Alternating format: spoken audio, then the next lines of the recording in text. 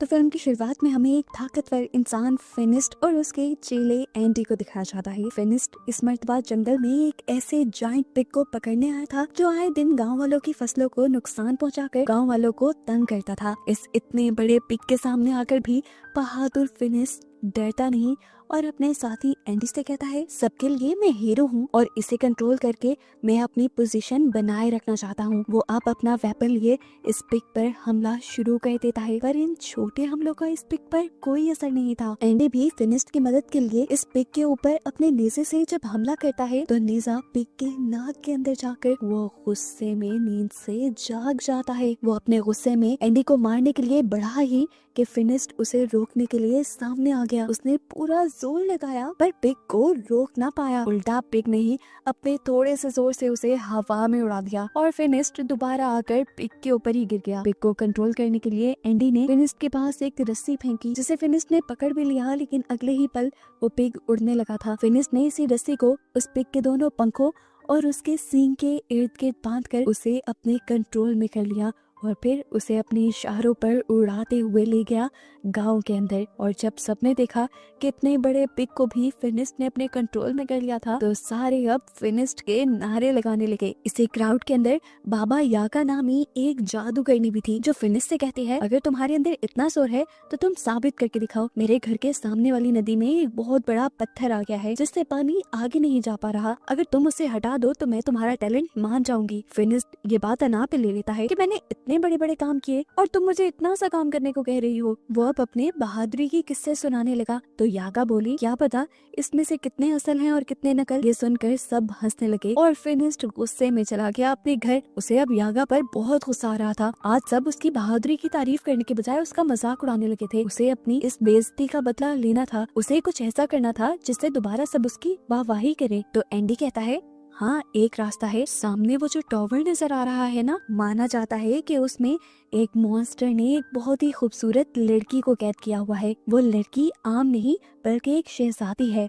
अगर आप उस मॉन्स्टर को मारकर उस शहजादी को आजाद करवा लें तो आपके किस्से पूरी दुनिया में मशहूर हो जाएंगे। बस फिर क्या था, फिनिस्ट ने इरादा कर लिया उस मॉन्स्टर से लड़ने का और रात होते ही अपने साथी एंडी के साथ उस टॉवर के लिए निकल गया। और यहाँ आकर उसने देखा कि पहले से ही बहुत सारे वॉरियर्स उसी मॉन्स्टर को हराने के लिए आए थे, लेकिन उन्हें नाम का कोई लालच नहीं था। उन्हें लालच था शहजादी का और दौलत का। वो फिनिस्ट से पूछते हैं कि अगर हम सबने मिलकर उस मॉन्स्टर को हरा दिया तो शहजादी किसको मिलेगी, जिस पर फिनिस्ट ने कहा कि मुझे शहजादी का कोई लालच नहीं। और इन लोगों ने डिसाइड कर लिया कि ये लोग इकट्ठे उस मॉन्स्टर से लड़ेंगे। लेकिन साइड पे जाकर फिनिस्ट ने एंडी को बताया कि मैं उस मॉन्स्टर को अकेले मारना चाहता हूँ, इसीलिए मैं सुबह नहीं अभी उस मॉन्स्टर को मारने के लिए उस टॉवर में जाऊंगा। ये कहकर वो टॉवर की खिड़की से टॉवर के अंदर चला गया, जहाँ जाते ही उसे सबसे पहले वो खूबसूरत सी शहजादी दिख गई। लड़की फिनिस्ट को देखते ही उससे कहती है, तुम भी मरने के लिए आ गए, जिस पर फिनिस्ट ने कहा, नहीं मैं तुम्हें यहाँ से बचाने आया हूँ। ये सुनते ही वो लड़की भागकर अंदर चली जाती है। उस लड़की को रोकने के लिए फिनिस्ट उसका हाथ पकड़ लेता है और वो लड़की जल्दी से अपना हाथ छुड़वाकर एक टॉवर के पीछे चली जाती है। और पीछे से ही तभी अचानक कोई सांप फिनिस्ट के ऊपर हमला कर देता है। फिनिस्ट भी इस सांप से लड़ने लग जाता है, लेकिन कुछ ही सेकंड बाद रिवील होता है कि ये कोई आम सांप नहीं था, ये असल में उस मॉन्स्टर की दुम थी जिससे लड़ने के लिए फिनिस्ट यहाँ आया था। ये देखते हुए वो पहले इस मॉन्स्टर के ऊपर काफी सारे वार करता है, लेकिन जब सारे वार से हार जाता है तब वो मॉन्स्टर की दुम को यानी सांप वाले मुंह को पकड़ लेता है और अपनी पूरी ताकत लगाते हुए उस सांप के मुंह को चीरने की कोशिश करता है। और यहाँ पर वो सांप अपना जहर उसकी आंखों में उगल देता है, जिसकी वजह से अब फिनिस्ट को नजर आना बंद हो गया था। वो अंधा हो गया था। अंधा होने के बाद भी फिनिस्ट हार नहीं मानता और अपने पाँव से टटोलते हुए अपना वेपन ढूंढ लेता है और दोबारा से उस मॉन्स्टर के ऊपर हमला करता है। लेकिन मॉन्स्टर तो अब जैसे सामने से गायब हो चुका था। फिनिस्ट हमला कर करके इस टॉवर को तोड़ने लग गया। टॉवर टूटने की आवाज से वो सारे के सारे वॉरियर्स भी उठ खड़े हुए और फौरन से टॉवर वाले मलबे पे आए। उन्होंने यहाँ देखा तो इन्हें ना तो वो मॉन्स्टर मिला और ना ही शहजादी मिली, बस मलबे में दबा फिनिस्ट इन्हें दिखा। एंडी को जब पता चला कि फिनिस्ट की आंखें चली गई हैं तो वो उसे लेकर अब उसके घर छोड़ देता है। फिनिस्ट बहुत ज्यादा एग्रेशन में था, गुस्से में था अपनी आंखों के चले जाने की वजह से। उसकी ये हालत एंडी से देखी नहीं जाती और वो बाबा यागा के पास जाता है। उसने बाबा यागा को सब बताया कि किस तरह फिनिस्ट की आंखें चली गई हैं और वो उससे मदद लेने के लिए आया है। लेकिन बाबा यागा ने उसकी मदद करने के लिए साफ इनकार कर दिया क्योंकि फिनिस्ट ने भी उसकी मदद नहीं की थी। ये बात जब फिनिस्ट को पता चली तो वो बहुत उदास हो गया। वक्त गुजरता रहा और एंडी ने भी उसके पास आना अब कम कर दिया था। वो अपने सारे काम किसी तरह करता था, बाहर जाकर फल भी खरीद के लाता था, लेकिन रास्ते में ही बच्चे उसका फल चुरा लिया करते थे क्योंकि उसे नजर तो आता नहीं था। अब तो उसके पैसे भी खत्म होने लगे थे। एक दिन जब एंडी उसके घर आया तो उसने गुस्से में एंडी को खुद ही कह दिया कि तुम्हारे लिए मेरे पास कोई काम नहीं, तुम चाहो तो अपना दूसरा काम ढूंढ लो। ये सुनकर एंडी भी वहाँ से चला गया। दिन गुजरते रहते हैं, फिनिस्ट के सारे पैसे भी खत्म हो जाते हैं और वो दिन आन पड़ता है कि फिनिस्ट बाजार के गिरे हुए गले सड़े फल खाने पे मजबूर था। ऐसे ही एक दिन में उसे जब कोई गला सड़ा फल भी नहीं मिला तो वो अपनी बास्केट लेकर बाजार में ही बैठा था। बाबा यागा जब वहाँ से गुजरी तो उसने मजबूर फिनिस्ट को देखकर अपनी बास्केट से कुछ खाने पीने का सामान उसकी बास्केट पे रख लिया। इससे पहले कि वो दोनों कोई बात कर पाते, दिखाया गया कि उनके गांव में कुछ लुटेरों ने हमला कर दिया। ये लुटेरे यहाँ पे धड़ाधड़ लोगों को मार रहे थे। फिनिस्ट चाहे देख नहीं सकता था लेकिन वो सुन रहा था कि कैसे लोग मर रहे थे, तड़प रहे थे। अब जैसे ही लुटेरे उसके भी पास आते हैं तो वो लुटेरों की आवाज सुनकर उनके ऊपर हमला कर देता है। देख ना पाने के बावजूद भी उनकी आहटें सुन सुनकर वो एक वक्त में 2 से 3 डाकुओं से लड़ रहा था। ये देखते हुए दूसरा डाकू जो कि घोड़े पे सवार था वो फिनिस्ट को काबू करने के लिए उसके ऊपर रस्सी फेंकता है, लेकिन फिनिस्ट उसी की रस्सी पकड़कर उसी को घोड़े से नीचे उतार देता है। उसने इसे भी अपनी तरफ खींच के खूब धुलाई की और अब डाकुओं ने उसे कंट्रोल करने के लिए पीछे से उसके ऊपर वार किया और वो वहीं पर बेहोश हो गया। उसे होश आया तो वो एक जहाज में था। उसके गर्दन और हाथों को लकड़ी में बंद किया गया था उसे कंट्रोल करने के लिए, और दिखाया गया कि इसी जहाज में उनके साथ बाबा यागा और गांव के और लोग भी थे। कुछ देर बाद यहाँ पर एंडी भी आ जाता है जो यहाँ आजाद घूम रहा था। बाबा यागा ने उससे पूछा, तुम आजाद कैसे? एंडी ने बताया, मैंने इन डाकुओं को यकीन दिलाया है कि मैं उनकी मदद कर सकता हूँ और मैं उनके लिए तुम पर भी निगरानी रखूंगा, इसीलिए मैं आजाद हूँ। इस टाइम उसके पास एक सोने का चिराग भी था जो वो डाकुओं से चुरा कर लाया था और इन सबको दिखा रहा था। वो कहता है कि मैं इसको बेचकर पैसे कमाऊंगा। जैसे ही वो इसे साफ करने के लिए रगड़ने लगा तो उसमें से एक जिन बाहर निकल आया जिसे देखकर सब लोग डर गए, यहाँ तक कि खुद एंडी भी। नीचे का शोर सुनकर ऊपर से जब एक डाकू नीचे आया तो जिन ने उसे एक पंच लगाते हुए वापस ऊपर गिरा दिया। इसके बाद चिराग का जिन जब एंडी के पास जाता है उससे उसकी ख्वाहिश पूछने के लिए तो एंडी उसे कहता है कि वापस चिराग के अंदर चले जाओ। जिनके वापस चिराग में जाते ही ऊपर से एक डाकू आकर एंडी के गले पे तलवार रखते हुए उससे अपना चिराग वापस ले लेता है। खैर कुछ देर बाद दिखाया जाता है कि ये लोग अरब पहुंच गए थे। डाकुओं ने अब इन सारे गुलामों को बेचने के लिए खड़ा कर दिया। वहाँ से एक नकाबपोश आदमी गुजरा जिसने बाबा यागा, एंडी और फिनिस्ट को खरीद लिया। वो इन्हें लेकर अपने महल आ गया जहाँ आकर ये लोग हैरान हो गए। इतने बड़े महल में रोबोट्स काम कर रहे थे और ये बहुत पुराना जमाना था। फिर उस अमीर आदमी ने अपने मुंह से नकाब हटाया और इन लोगों से कहा, हैरान मत हो, मैं एक साइंटिस्ट हूँ और ये रोबोट्स मैंने ही इन्वेंट किए हैं, मैंने ही बनाए हैं। मैंने और भी बहुत सारी ऐसी मशीन्स बनाई हैं जिनसे इंसानों का भला हो सके और उनका काम आसान हो सके।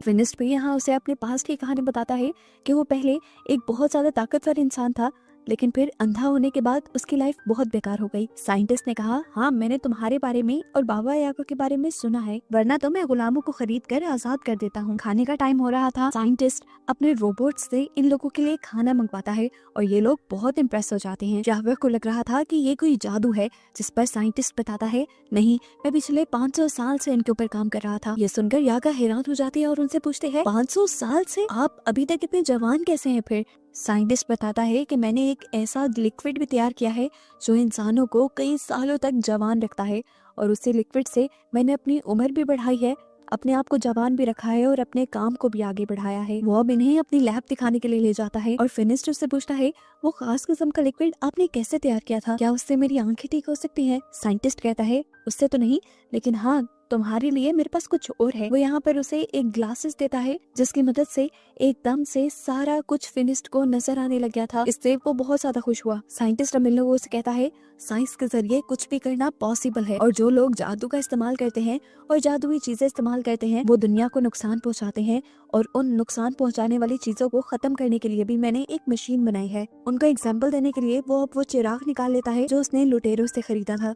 यागा ने उसे वार्न भी किया कि तुम इससे दूर रहो, लेकिन साइंटिस्ट डरा नहीं और उसने चिराग को घिस दिया जिसमें से जीनी बाहर निकला, और फिर उसने अपनी मशीन ऑन कर दी जिस मशीन ने घूमते हुए जीनी को अपने अंदर सक कर लिया था। उसके खत्म होते ही साइंटिस्ट उन लोगों से कहता है देखो मैंने इस जीनी को भी खत्म कर दिया। रात होने पर अब इस साइंटिस्ट को पता चलता है कि एक अजीब सा मॉन्स्टर उनके करीब की पहाड़ियों में देखा गया है जो आम इंसानों को नुकसान पहुंचा सकता है और अब उसे पकड़ना ही होगा। ये बात जब वो फिनिस्ट को बताता है कि उसका शेर जैसा मुंह है और दुम उसकी किसी सांप की तरह है, तो फिनिस्ट समझ गया ये वही है जिससे वो सामना करके आया था। उसने साइंटिस्ट से कहा मैं जरूर आपके साथ इस मिशन में जाऊंगा क्योंकि मुझे अपना एक पुराना उधार चुकाना है। लेकिन साइंटिस्ट फिनिस्ट को खतरे में नहीं डालना चाहता था। तब फिनिस्ट ने कहा आप मेरी फिक्र मत करें, मैंने भी तो आपका एहसान उतारना है, चलो फिर ऐसे ही सही। ये सुनकर साइंटिस्ट उसे एक ऐसा बॉक्स दिखाते हैं जिसको मॉन्स्टर के करीब करके लीवर घुमाने पर मॉन्स्टर खुद ब खुद इस बॉक्स के अंदर कैद हो जाता। रात होने पर दिखाया जाता है कि चुपके से बाबा यागा साइंटिस्ट भी लैब के अंदर जा घुसी। असल में वो जवान होने वाला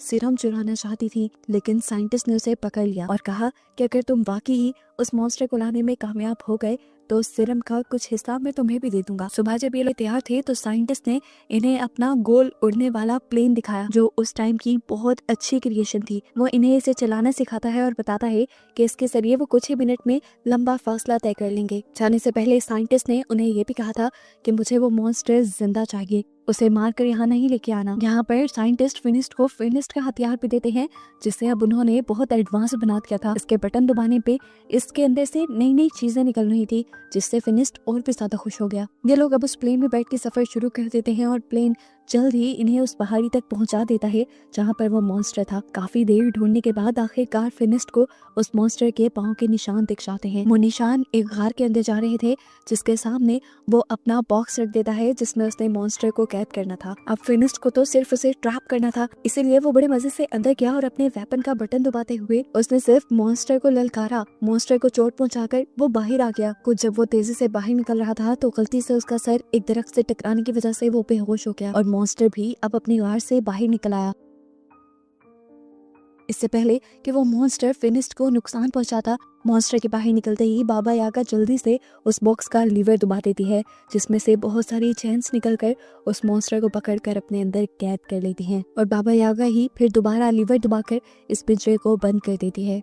कुछ देर बाद फिनिस्ट को भी होश आ गया था और ये लोग अपना वापसी का सफर करने लग जाते हैं। सफर काफी लंबा था। आधे रास्ते में रात हो गई और ये लोग सो गए। अब रात में फिनिस्ट को पिंजरे के अंदर से किसी लड़की की आवाज आई। क्यूरियोसिटी में उसने पिंजरा खोलने का फैसला किया, हालांकि बाबा यागा उसे मना भी कर रही थी, लेकिन फिनिस्ट उस पिंजरे को खोल लेता है और क्या देखता है कि इसके अंदर वही शहजादी थी जिसके बारे में कहानियां बनी हुई थी। बाबा यागा बोली इसका मतलब वो मॉन्स्टर ही असल में शहजादी है। यागा पीछे से आवाज लगाती है फिनिस्ट उसे बाहर मत निकालना, उसे बाहर निकालना खतरनाक हो सकता है। लेकिन फिनिस्ट उसकी नहीं सुन रहा था क्योंकि उसे शहजादी पसंद आ गई थी। इससे पहले कि वो हाथ पकड़कर शहजादी को वहां से बाहर निकाल लेता, पीछे से बाबा यागा लीवर घुमाकर उस पिंजरे को दोबारा से बंद कर देती है और फिनिस्ट भी अंदर ही कैद हो जाता है। अंदर हम देखते हैं कि वो लड़की फिनिस्ट को अपना हाथ नहीं पकड़ाती और बताती है कि मुझ पे एक कर्ज है, जब भी मेरा हाथ कोई आदमी पकड़ता है तो मैं उस जंगली मॉन्स्टर में बदल जाती हूँ। लेकिन मैं बुरी नहीं हूँ,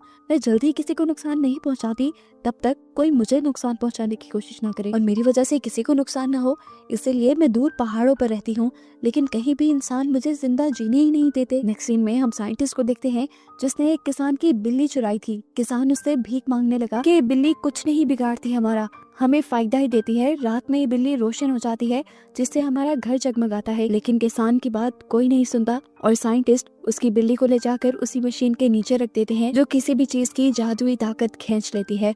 और इस तरह उस मशीन ने इस बिल्ली की जादुई ताकत भी खींच ली और उस बिल्ली के जादू से जितना भी सीरम निकलता है उसे जाकर अपने लॉकर में रख देता है, जहां हमें देखने को मिला कि उसने पहले से ही बहुत सारा सीरम इकट्ठा किया हुआ था। यहाँ पर फिनिस्ट और शहजादी को एक दूसरे से प्यार होने लगा है। बाबा यागा और एंडी उन्हें लेकर आ रहे हैं साइंटिस्ट के पास। ये लोग जब साइंटिस्ट के पास पहुंचे तो लैब से दूर खड़े होकर ही साइंटिस्ट को देखने लगे। उन्होंने क्या देखा कि साइंटिस्ट ने एक जादुई परिंदे का सारा जादू खींच लिया और उससे सीरम बनाकर अपने रोबोट्स में डाल दिया। यानी ये रोबोट्स उसकी कोई इन्वेंशंस नहीं थी, ये रोबोट्स भी जादू से चल रहे थे, जिस जादू को वो दूसरी जादुई चीजों से निकाला करता था। बाबा यागा गुस्से में अब उसके सामने आती है और उससे कहती है, तुम झूठे हो, तुम्हारा ये सब काम तुम्हारी इन्वेंशंस नहीं है, तुम्हारे ये रोबोट्स भी जादू से चलते हैं, यहाँ तक कि तुम्हारी उम्र भी इस जादू ने ही लंबी की हुई है और ये जादू तुम मासूम जानवरों को मारकर हासिल करते हो। ये सुनते ही साइंटिस्ट को गुस्सा आ जाता है और वो कहता है, मैं अपना सच जानने वालों को जिंदा नहीं छोड़ता। बाबा यागा और एंडी दोनों डर जाते हैं और वहाँ से भागने लगते हैं। बाबा यागा ने जल्दी से उस शहजादी और फिनिस्ट को भी आजाद कर दिया था क्योंकि वो जानती थी कि अब साइंटिस्ट उनका भी बुरा हाल करेगा। ये सुनते ही वो शहजादी बताती है, मैं उसके बारे में जानती हूँ, वो काफी टाइम से ही मेरे पीछे पड़ा हुआ है। इनकी इन्हीं बातों के दौरान ही यहाँ पर साइंटिस्ट आ जाता है। वो जानता था कि ये लोग यहाँ से भागने की कोशिश करेंगे, इसीलिए अपने सारे ही टर्टल रोबोट से उनको कैद करवा दिया और फिर शहजादी के अंदर से भी जादुई ताकतें सक करने लगा। ये देखकर फिनिस्ट को गुस्सा आ गया और उसने करीब जाकर शहजादी को बचाने की कोशिश की, लेकिन वो बचा तो नहीं पाया, पर शहजादी का हाथ पकड़कर उसे मॉन्स्टर बना दिया। मॉन्स्टर बनते ही शहजादी ने अपनी जंजीरें तोड़ी और वहां से भाग गई। मौका पाते ही जंजीरें तुड़वाकर बाबा यागा और फिनिस्ट भी कैमल के साथ यहाँ से भागने की कोशिश करते हैं, लेकिन साइंटिस्ट के आदमी अब उनके पीछे पड़ चुके थे। बाबा यागा अपने जादू से अपने हाथ में मौजूद तरबूज के कुछ बीजों को तरबूज में बदलकर उनके ऊपर हमला करती है और दूसरी तरफ वो साइंटिस्ट अब अपना एक बहुत बड़ा टर्टल निकाल लेता है बाबा यागा और फिनिस्ट को पकड़ने के लिए। वो किसी भी हाल में पकड़कर उन्हें मारना चाहता था। हालांकि एंडी ने उसे कहा भी कि जितना जादुई सीरम आपके पास है वो काफी नहीं है, लेकिन उसने बात नहीं मानी। वो बड़ा सा टर्टल उसका जैसे ही महल में निकला था तो पूरा महल टूट गया था। तेजी से वो कंट्रोल करते हुए उसे फिनिस्ट और यागा की तरफ बढ़ता है, लेकिन यागा और फिनिस्ट आगे भागने लग जाते हैं। तब वो अपने तोप के गोलों से उनके ऊपर हमला करवा देता है। ये देखते हुए कि खतरा बढ़ गया है, फिनिस्ट यागा से कहता है, तुम उसका ध्यान भटकाओ, मैं उसके ऊपर चढ़कर उसको उल्टा करने की कोशिश करता हूँ क्योंकि मैं जानता हूँ उसकी ये सारी चीजें उल्टा होने पर काम नहीं करती। फिनिस्ट के कहने पर यागा उस टैंक के सामने आ जाती है और साइंटिस्ट अपनी इस टैंक के अंदर लगी हुई ही जादू सक करने वाली मशीन से बाबा यागा के अंदर का भी जादू सक करने लग जाता है। जादू सक होने की वजह से बाबा यागा बूढ़ी दिखने लगी थी और ये देखते हुए फिनिस्ट को काफी तरस आया। लेकिन खैर जितनी देर में बाबा यागा ने साइंटिस्ट का ध्यान भटकाया हुआ था, फिनिस्ट भी उसके टर्टल के ऊपर चढ़ गया और ये चीज साइंटिस्ट ने जैसे ही नोटिस की तो उसने टर्टल के टेंटिकल्स निकालकर फिनिस्ट को अपने ऊपर से गिराने की कोशिश की। फिनिस्ट तो नहीं गिरा, लेकिन उसका चश्मा गिर गया जिससे उसे नजर आना बंद हो गया। उसका चश्मा गिरते हुए बाबा यागा देख चुकी थी, इसीलिए बाबा यागा अब उसे नीचे से देख देख के लड़ने की इंस्ट्रक्शन देती है। इतनी ही देर में वो मॉन्स्टर बनी शहजादी भी यहाँ आ चुकी थी, जिन्हें देखकर साइंटिस्ट डर गया। ऊपर से फिनिस्ट ने साइंटिस्ट के टर्टल की गर्दन में भी अपनी जंजीर फंसाकर उसे एकदम से ही उल्टा दिया, जिससे उसके अंदर का सारा जादुई सीरम नीचे गिर गया और साइंटिस्ट बुरी तरह फंस गया। अपने आप को बचाने के लिए वो अपने जादुई पंखों से उड़ना तो चाहता था, लेकिन उड़ भी नहीं पाया और अपने ही जादुई सीरम में गिरकर मर गया। यहाँ दिखाया गया कि ज्यादा जोर लगाने की वजह से फिनिस्ट भी बेहोश हो चुका था। शहजादी उसको ऐसे गिरा हुआ देखकर रोने लगी क्योंकि अब शहजादी को उससे प्यार हो गया था। उसके आंसू जैसे ही फिनिस्ट की आंखों पर गिरे तो फिनिस्ट को होश भी आ गया और सरप्राइजिंगली उसकी नजर भी वापस ठीक हो गई। यहाँ पर फिनिस्ट उससे अपने प्यार का इजहार करता है और हमेशा साथ रहने को कहता है, लेकिन शहजादी उसे बताती है कि कर्ज की वजह से मैं तुम्हारे साथ रहना नहीं चाहती, हालांकि मैं लाख ऐसा चाहूंगी तो। फिनिस्ट उदास हो जाता है और अपने बाकी साथियों के साथ अपने गांव वापस आ जाता है। वो अभी भी शहजादी की याद में पागल हो रहा था, जबकि यहाँ दिखाया गया कि बाबा यागा दोबारा से जवान होने की रेसिपी ढूंढ रही थी और तभी उसे कर्ज हुई शहजादी के कर्ज को ठीक करने का एक तरीका मिल जाता है। वो खुश होकर फिनिस्ट के पास जाती है और उसे ये खुशखबरी देती है कि उस शहजादी को कर्ज जानबूझकर दिया गया था, जिसमें शहजादी की गलती नहीं थी और उस कर्ज को ठीक किया जा सकता है। और हमें पता चलता है कि ये लोग अगला मिशन कर्ज को हटाने का ही करेंगे। लेकिन फिलहाल के लिए ये मूवी यहीं पर खत्म हो जाती है।